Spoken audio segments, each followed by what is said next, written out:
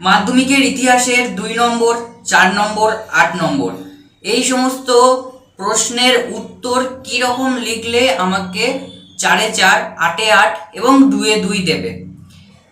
এই সমস্ত প্রশ্ন অনেক ছাত্রছাত্রীর মাথাতে ঘোরে, ঠিক আছে, স্বাভাবিক, কেননা মাধ্যমিকের মতো একটা বড় পরীক্ষা তোমার জীবনে, এত বড় একটা বোর্ড পরীক্ষা, সেহেতু এই প্রশ্নগুলো তোমার মাথাতে ঘুরপাক খাবে, ঠিক আছে। তোমাদের ভয় খাওয়ার কোনো ব্যাপার নেই, শুধু একটু বুঝে পড়তে হবে, একটু রুটিন মেনটেন করে তোমাদের পড়তে হবে, ব্যাস, তাহলে তোমরা পারবে। দেখো, 2 নম্বরের প্রশ্নগুলো কিভাবে লিখবে। তোমাদের উত্তর প্রশ্নপত্রে প্রশ্নে যেটা চেয়েছে সেইটুকুই লিখতে হবে, তার থেকে বেশিও লিখতে হবে না, তার থেকে কমও লেখারও দরকার নেই, ঠিক আছে। যতটুকু উত্তর চেয়েছে ততটুকুই তোমাদের দিতে হবে, বেশি বাড়িয়ে লেখার কোনো প্রয়োজন নেই। ধরো প্রশ্ন দিয়েছে যে সাঁওতাল বিদ্রোহ কবে হয়েছিল এবং কোথায় কোথায় বিস্তার লাভ করেছিল, ঠিক আছে, এই একটা প্রশ্ন হয়তো এসছে, আমি উদাহরণস্বরূপ বলছি। এবার দেখা গেল তুমি উত্তর লেখার সময় ভাবলে যে এত ছোট একটা প্রশ্ন দিয়েছে, এই প্রশ্নের উত্তরটা অনেকটা ছোট হবে, ঠিক আছে, একটা বড় করে আমি বানিয়ে লিখে দিচ্ছি। ধরো দেখা গেল তুমি সেখানে উত্তর লিখে দিলে সাঁওতাল বিদ্রোহ কিভাবে শুরু হয়েছিল, কেন শুরু হয়েছিল, কি কারণে শুরু হয়েছিল, তারপর লাস্টে লিখছে কখন সাল এবং কখন কোথায় কোথায় বিস্তার লাভ করেছিল সেটা তুমি দিলে। অর্থাৎ মেন যে উত্তরটা তোমাকে চেয়েছে সেই উত্তরটাই তুমি একেবারে লাস্টে লিখলে, এবং যেগুলো দরকার নেই, যেগুলো চাইনি, সেইগুলোই তোমাকে সেগুলোই তুমি প্রথমে দিয়ে দিলে। তাহলে তোমাকে নাম্বার কি করে দেবে বলো?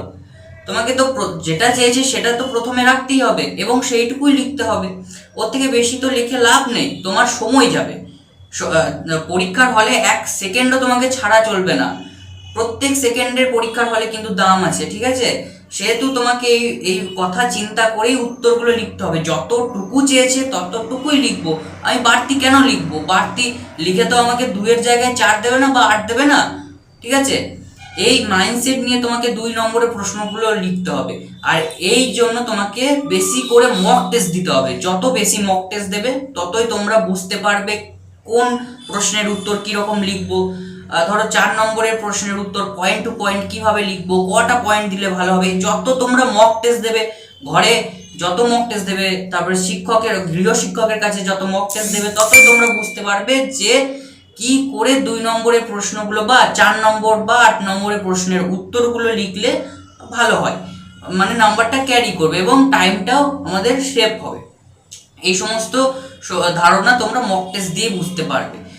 বোঝা গেল? তাহলে 2 নম্বর গেল। 2 নম্বর যে সমস্ত প্রশ্নগুলো চাইবে সেই সমস্ত প্রশ্নের উত্তর দিতে হবে। 2 নম্বরের প্রশ্নের মানে উত্তর চাইবে, ঠিক আছে, অনেক ছোট উত্তর চাইতে পারে, আবার বড় উত্তর চাইতে পারে। যেমন প্রথমে বললাম সাঁওতাল বিদ্রোহ কোথায় এবং কবে হয়েছিল, বা কোথায় কোথায় বিস্তার লাভ করেছিল, এইরকম প্রশ্ন কিন্তু আসতে পারে। আবার এরকম প্রশ্ন আসতে পারে যে স্যার সৈয়দ আহমেদ খান কে ছিলেন, বা স্যার সৈয়দ আহমেদ খান স্মরণীয় কেন।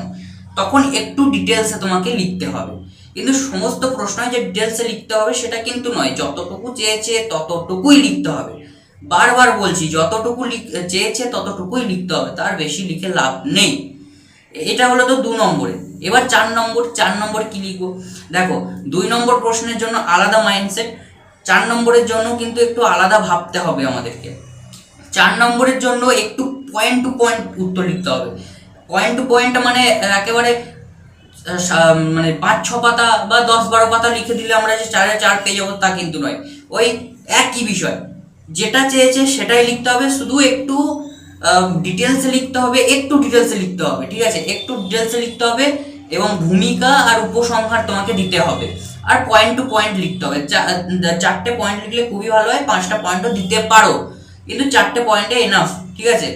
4টে পয়েন্ট দিলেই খুবই ভালো হয়। এরকম ভাবে তোমাদেরকে কিন্তু পড়তে হবে। আর বাকি থাকলো 8 নম্বরের প্রশ্নের উত্তর। সেই একইভাবেই তোমাদেরকে লিখতে হবে, শুধু একটু ডিটেলসটা একটু বেশি দিতে হবে 8 নম্বর প্রশ্নে। ধরো 4 নম্বরে দিয়েছিল রাজা রামমোহন রায়ের সমাজ সংস্কারক হিসেবে তার অবদান আলোচনা করো। তাহলে তোমাকে যে 4 নম্বরে যতটুকু লিখেছো তার থেকে একটু বেশি তোমাকে ডিটেলস, বেশি পয়েন্ট দিয়ে তোমাকে 8 নম্বরে লিখতে হবে। এটুকুই ব্যাপার। প্রশ্নের উত্তর লেখা কোনো ব্যাপার না, শুধু তোমাকে একটু মনে রাখতে হবে, পয়েন্ট টু পয়েন্ট মনে রাখতে হবে। আর যেটা উত্তর চেয়েছে সেই উত্তরটাই তোমাকে লিখতে হবে, ওর থেকে বেশি না, ওর থেকে কমও না, ঠিক আছে?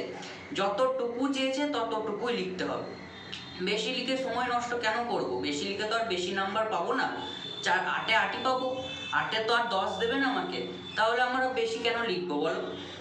এই মাইন্ডসেট নিয়ে চলো, দেখো ঠিক পারবে। আমার কথা বিশ্বাস করো বন্ধুরা, তোমরা পারবেই। অনেক সহজ, শুধু একটু পড়ো, একটু পড়লেই পারবে, অনেক সহজ, বিশ্বাস করো।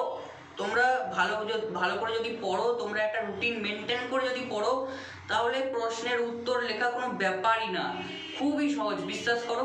তোমরা একটু ভালো করে পড়ো, একটু ভালো করে পড়তে হবে, একটু খেটে পড়তে হবে, এই 3-6 মাস তোমরা একটু ভালো করে পড়ো, দেখো ঠিক পারবে। টেস্ট কেন, তোমরা ফাইনালে গিয়েও কিন্তু ভালো রেজাল্ট করতে পারবে। নিজে বিশ্বাস রাখো, নিজের প্রতি বিশ্বাস কিন্তু রাখতেই হবে। আর ভয় কেন খাচ্ছ? এই যে 2 নম্বরের প্রশ্ন আমরা কী করে লিখবো, 8 নম্বরের প্রশ্ন এত বড় লিখতে হবে, ভয় কেন পাবে? নিজের প্রতি বিশ্বাস রাখো, ভয় নয়, ভয়কে জয় করতে শেখো এবং নিজের প্রতি বিশ্বাস রাখো। যদি নিজের প্রতি বিশ্বাস না রাখো, তাহলে কিন্তু কোনো দিনই 100-তে 100 কি তোমরা 8-এর যে প্রশ্নগুলো আসছে, সেই 8-এর প্রশ্নগুলোতেও কিন্তু ভালো করে নাম্বার পাবে না এবং লিখতেও পারবে না। নিজের প্রতি বিশ্বাসটা রাখতেই হবে। তোমার সবথেকে বড় অস্ত্র হচ্ছে বিশ্বাস, তোমার নিজের প্রতি বিশ্বাস থাকতেই হবে। আর সময়কে দাম দিতে শেখো, সময়ও তোমাকে দাম দেবে, ঠিক আছে? আর যে সমস্ত এই কথাগুলো এখন বললাম, সেই সমস্ত কথাগুলো, অর্থাৎ যে কী করে প্রশ্নের উত্তরগুলো লিখতে হবে, এগুলো মাথার মধ্যে গেঁথে নাও। আর মক টেস্ট কিন্তু দিতে থাকো।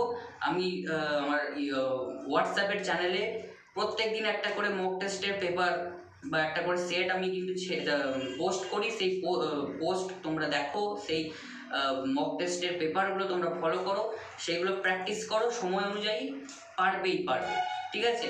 তো চলো, আজকের এইটুকুই ভিডিও ছিল, এইটুকুই বিষয় ছিল।